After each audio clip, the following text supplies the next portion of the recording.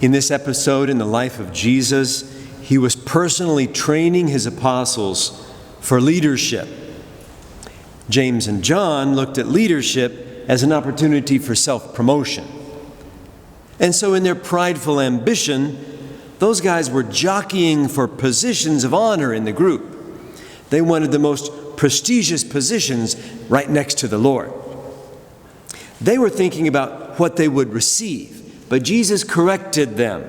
He wanted them to think about what they would give. He says, "Whoever wishes to be great among you will be your servant. Whoever wishes to be first among you will be slave of all." He came to give his life as a ransom for many, not to be served, but to serve. So if we are Christians, followers of Jesus Christ, then that's the way that we must exercise leadership, as servant leaders. Think about what is the most well-known symbol of Christianity. It's the cross. And the cross is a very simple design with two lines, vertical and horizontal.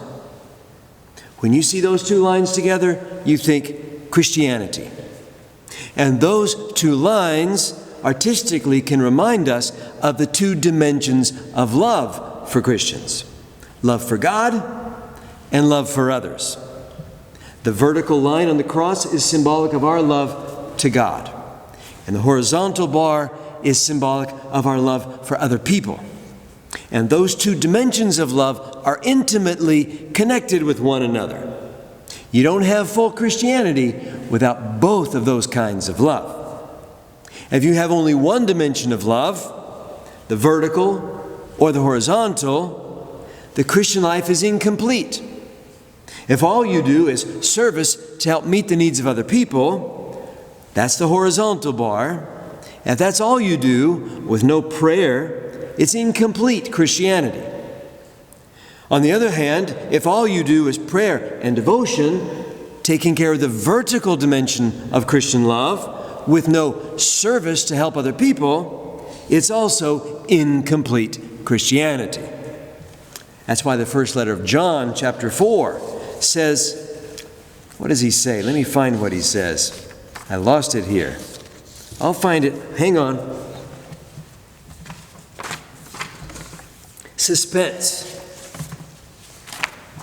It says, if anyone says, "I love God," and hates his brother, he's a liar. For he who does not love his brother whom he has seen cannot love God whom he has not seen. You may have heard of a man named Dr. Albert Schweitzer. He was a famous European man who received the Nobel Peace Prize back in 1952. He came from the Alsace region, which is the borderland between France and Germany. He was a physician, a philosopher, a theologian, a university professor, and he was also a world-class professional concert organ player. He had it made professionally.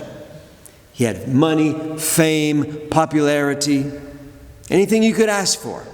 But then, at a certain point in his life, through his prayerful reflection on Scripture, he found that his Christian faith was calling him to serve the poor. So he decided to leave all of that behind and to go and serve as a doctor in equatorial Africa.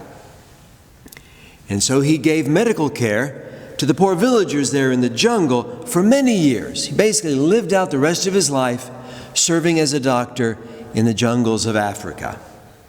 And then in an interview toward the end of his life, somebody was asking him to reflect back on the meaning of life. And he said, "I don't know what your destiny will be, but one thing I know. The only ones among you who will be really happy are those who have sought and found how to serve." Beautiful, profound insight.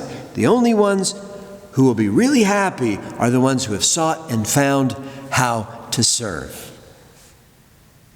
God gave many amazing gifts to Albert Schweitzer.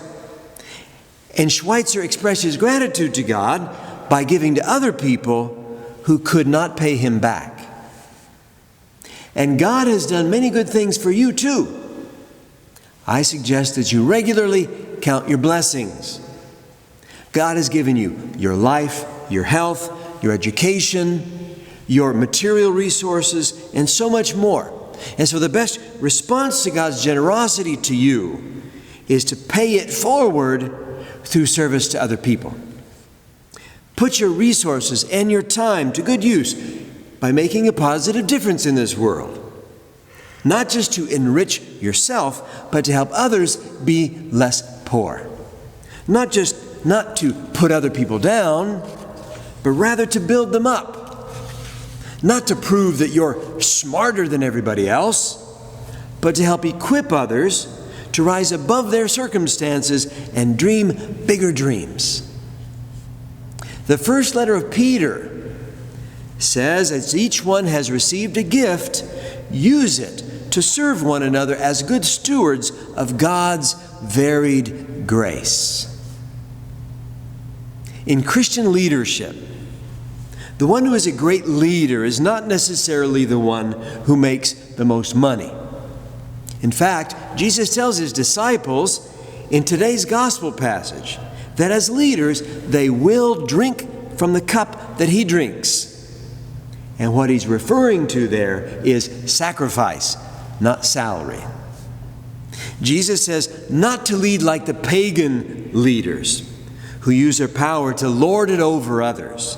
Rather than use power over others, as Christians we are called to use power with people, enabling them, equipping them to do their very best.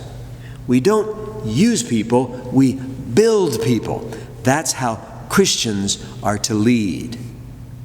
And then, when it's all over, when we pass away, what we have done for others survives. What we have done for ourselves dies with us.